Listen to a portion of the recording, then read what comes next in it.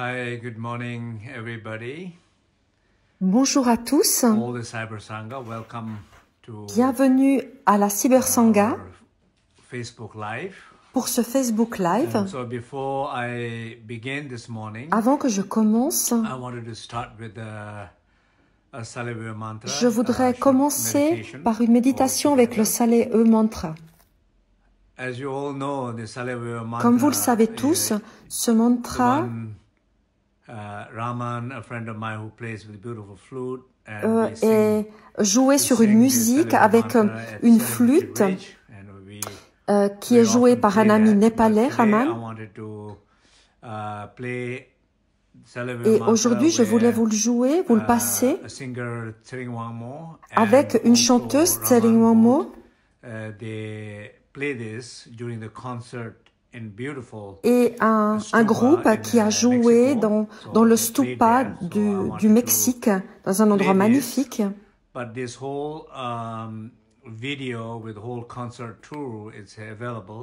Cette vidéo ainsi que toute la tournée des concerts est disponible en ligne et je vous en mettrai le lien un peu plus tard,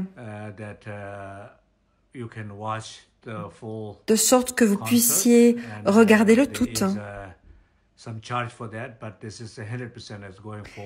Ceci est payant, mais les bénéfices vont intégralement en Inde et au Népal.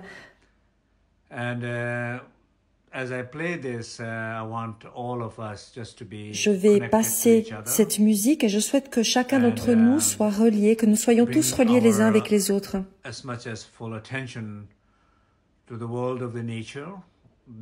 Et que vous ayez conscience du monde naturel, des lieux naturels que nous connaissons, les montagnes, les lacs, les arbres dont nous sommes conscients, et même les petites plantes que nous avons dans la maison et dont nous prenons soin, auxquelles nous sommes reliés.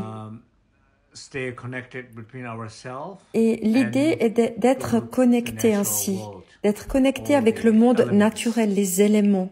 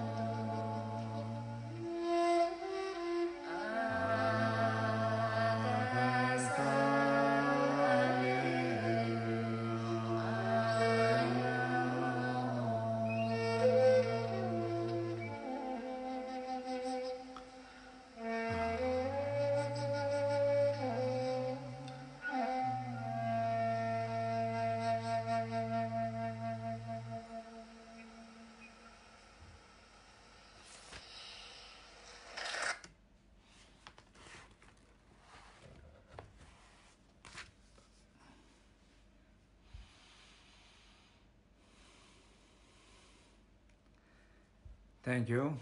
Merci. It was a beautiful celebrate, right? C'était très beau ce Salée avec ce chant de Tseringomomo qui a une très belle voix. Donc, comme je vous l'ai dit, plus tard, je vais poster sur Facebook le lien vers ces concerts. Je suis très heureux d'être là avec vous. C'est le matin pour moi. Il y a beaucoup de gens que je connais de la Cybersangha, du monde entier. Et il est beau de vous voir tous. J'espère que vous allez tous et toutes bien.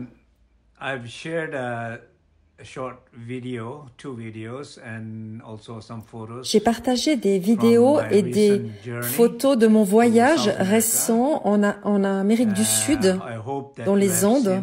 J'espère que vous les avez vus. J'y ai passé un moment merveilleux au Brésil et au Pérou.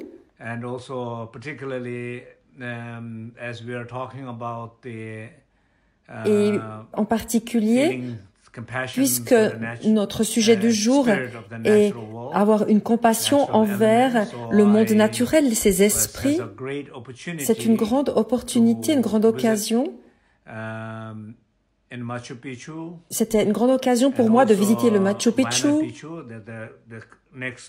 et le Maya Picchu qui est juste à côté, plus haut que le Machu Picchu, et le Osangate qui est une montagne enneigée qui est sacrée. Je l'ai fait avec des guérisseurs, des chamans locaux. C'était vraiment merveilleux. C'était une expérience de partager des rituels, des cérémonies avec eux.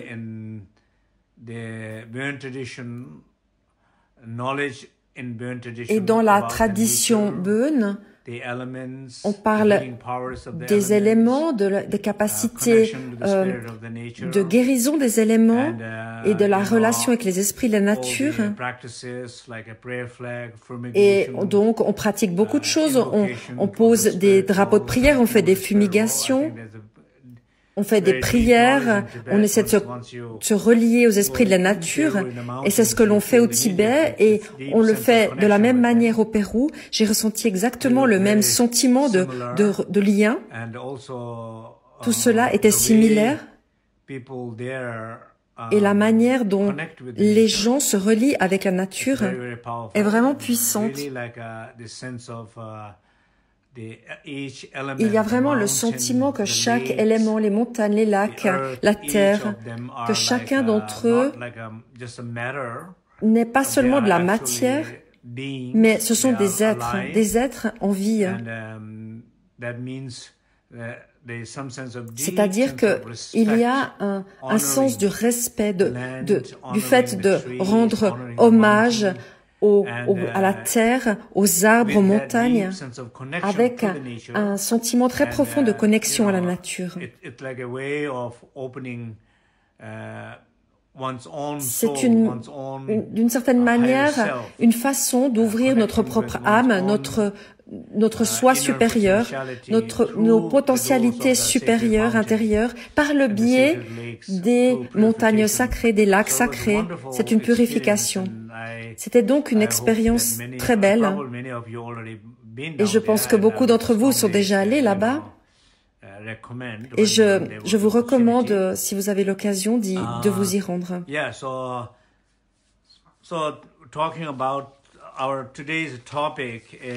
Donc, notre thème est cultiver la compassion envers le monde naturel.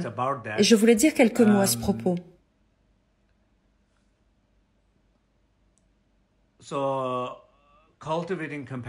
Cultiver la compassion envers notre monde naturel. Dans la tradition tibétaine, on pense aux 5 éléments. C'est la terre, l'eau, le feu, l'air, l'espace. On pense au sol, on pense aux champs, on pense aux montagnes. Si on pense à l'eau, on pense aux rivières, aux lacs, à l'océan, aux chutes d'eau. Pour ce qui est du feu, on pense à tout ce qui est volcanique, aux montagnes, aux volcans. ou le feu que nous faisons à la maison, ou les feux qui sont utilisés lors des rituels. Pour ce qui est de l'élément vent, ou l'élément espace, le ciel, ces éléments ne sont pas que de la matière, ne sont pas que matériels, mais il y a aussi un esprit, il y a un sentiment d'être, et on peut se relier avec eux. Et ceci existe depuis des siècles, depuis des milliers d'années. Il y a toujours ces vieilles montagnes, ces vieux lacs. Il y a ces énergies des gens qui ont vécu dans ces régions avec, reliées aux esprits des éléments. Bien sûr, c'est une question de croyance, ce à quoi vous croyez ou pas. Vous n'avez pas besoin de croire à des choses auxquelles vous ne voulez pas croire. Mais que vous y croyez ou pas, ça ne change rien au fait. Et le fait demeure. De cette manière, je pense que beaucoup de gens disent « je ne crois pas en ci, je ne crois pas en cela », mais ils croient dans le fait de ne pas croire, ils croient dans le déni. Je pense qu'il est mieux de croire en quelque chose que de ne pas croire en quelque chose.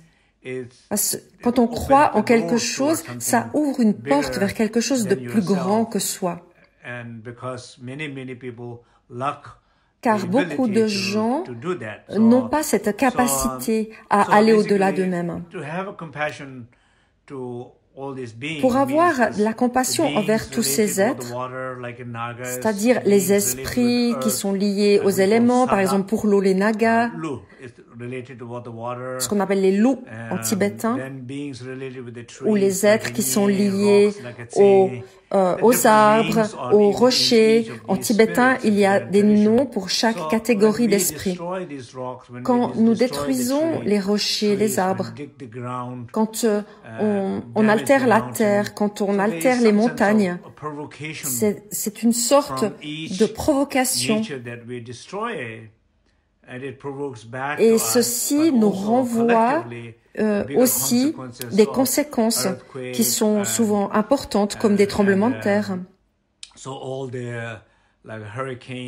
ou des ouragans, des tsunamis, ou tous ces énormes désastres naturels, ou des incendies. Et ceci a à voir avec la manière dont on a traité ces éléments naturels, ces esprits, et il y a une réaction, un retour. Donc, en ayant un sentiment de compassion envers tous ces êtres, envers les éléments naturels, et en particulier tout ce qu'on a détruit, par exemple pour construire une maison ou pour faire n'importe quoi, à chaque fois qu'on a détruit des éléments naturels, nous avons apporté du mal à ces êtres et il est important d'avoir de la compassion pour ce monde naturel. Avoir un sentiment de douceur, d'attention, d'affection, et autant que possible, et même les insectes. Et même si on ne parle pas des esprits, mais on parle de quelque chose de choses plus concrètes. Si vous détruisez un arbre, il y a peut-être un nid. Si vous détruisez ou construisez sur un sol, il y a peut-être des insectes que vous allez affecter, tuer. Cela apporte des perturbations à la nature. Et ceci est facile à comprendre. Et apporter un peu plus de douceur, de considération et d'être ouvert, d'être conscient qu'il y a ici des êtres qui peuvent être blessés, qui peuvent souffrir de nos actes. Et c'est une conscience que nous devons avoir dans notre vie. C'est de cela que nous allons parler.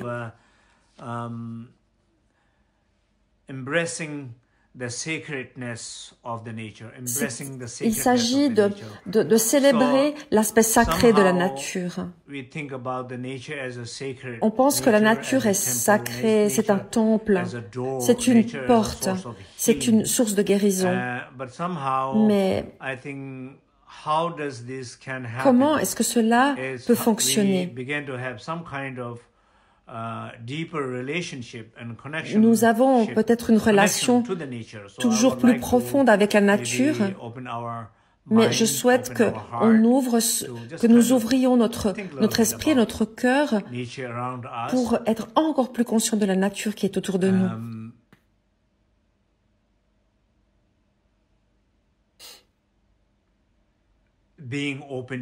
Être ouvert à ces êtres.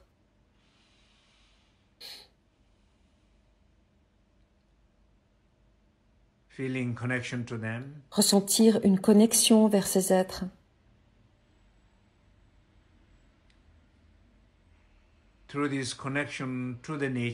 Et par ce lien avec la nature ou les éléments naturels, avoir plus de liens, de connexion avec soi-même.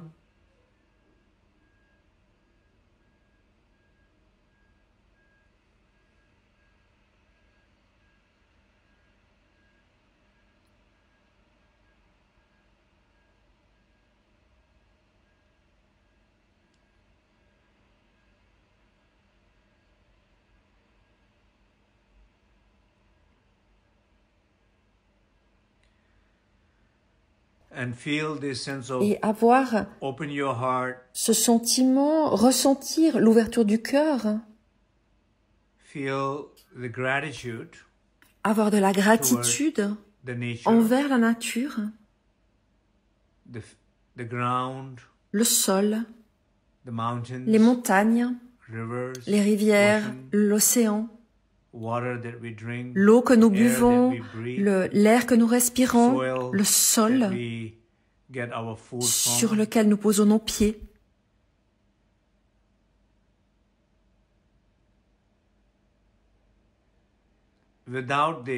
Et sans cela, sans l'air, nous ne pourrions pas survivre.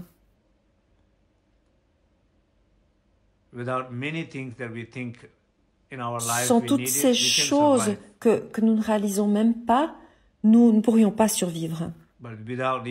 Sans ces éléments, nous ne pourrions pas survivre. Ressentez cela. Tout ce que la nature nous donne, la force de vie, la vitalité.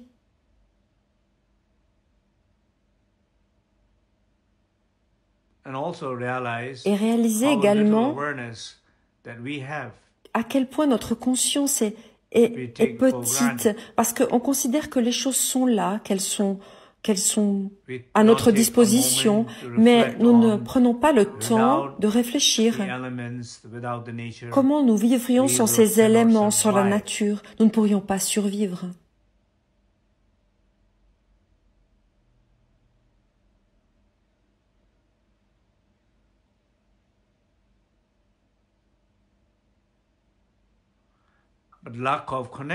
Et ce manque de connexion à ce qui nous donne la force de vie, la vitalité, la guérison, ceci ne nous aide pas.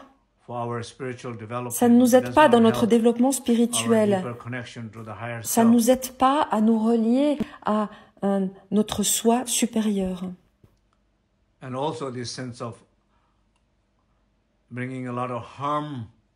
Et le fait d'apporter beaucoup de perturbations dans le monde naturel, que ce soit individuellement ou collectivement, il est important d'en être conscient. Et comment on peut changer les choses, ou toutes ces choses que nous ne faisons pas, ou ces choses que nous pourrions faire moins, ou ces choses que nous pourrions faire avec un sentiment de respect, en demandant, en respectant, avec gratitude.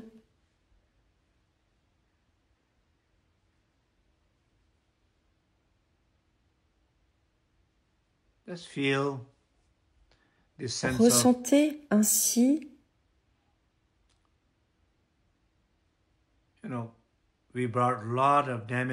tous ces dommages que nous avons apportés au monde naturel.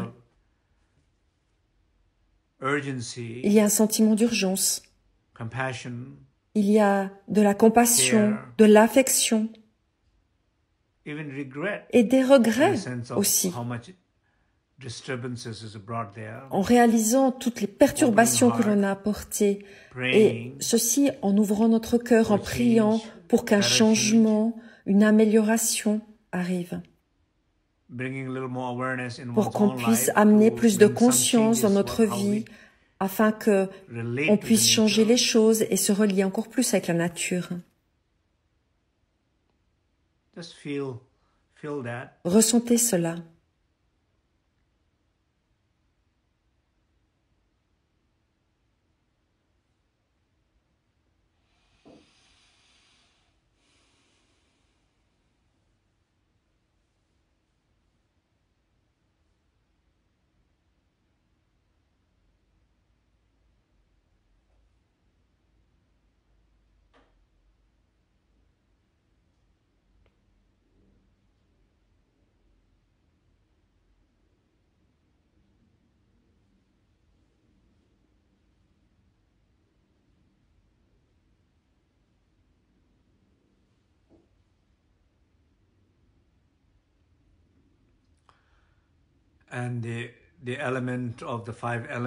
Et les éléments, les 5 éléments, A, Yang, Mang, Kang, Du. Ramang, Kamdung, Du.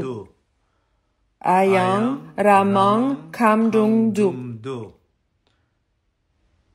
Ayang, Ramang,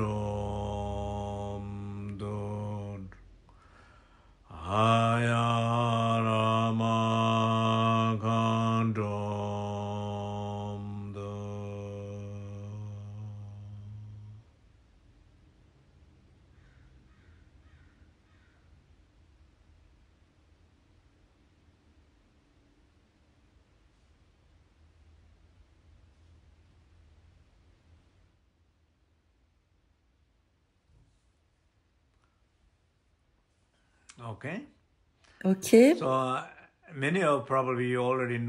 Beaucoup d'entre vous connaissent probablement mon livre Guérir avec les formes, l'énergie et la lumière. Guérir par les formes, l'énergie et la lumière, c'est traduit dans beaucoup de langues, en français chez Claire Lumière. Et là, vous allez trouver les explications qui sont vraiment reliées à la nature. Comment on peut travailler avec les 5 éléments, avec les déesses, les esprits des 5 éléments, et comment se relier à ces éléments, comment faire des pratiques de guérison par leur biais. Si cela vous intéresse, je vous conseille de vous procurer ce livre et ça peut vous aider.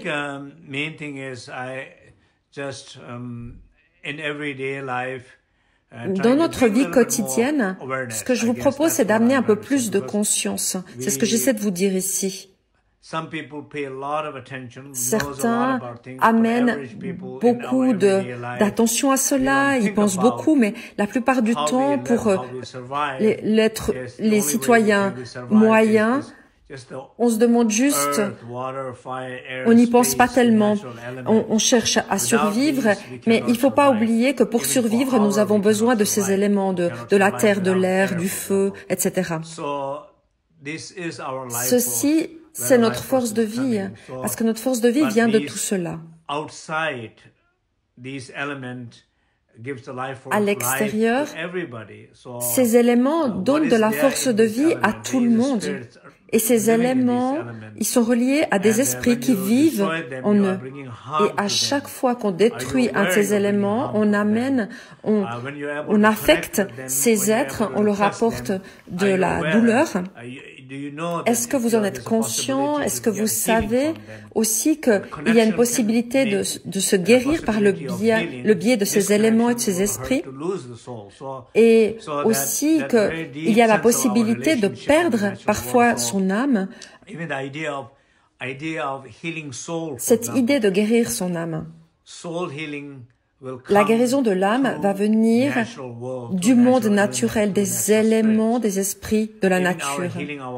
Même la guérison du corps, elle va venir par le lien avec le monde naturel. Et la guérison de notre esprit, des blessures de notre cœur vont venir de la connexion avec le monde naturel. Et le faire est important. Et ce livre explique tous les aspects. Et je vous recommande cela.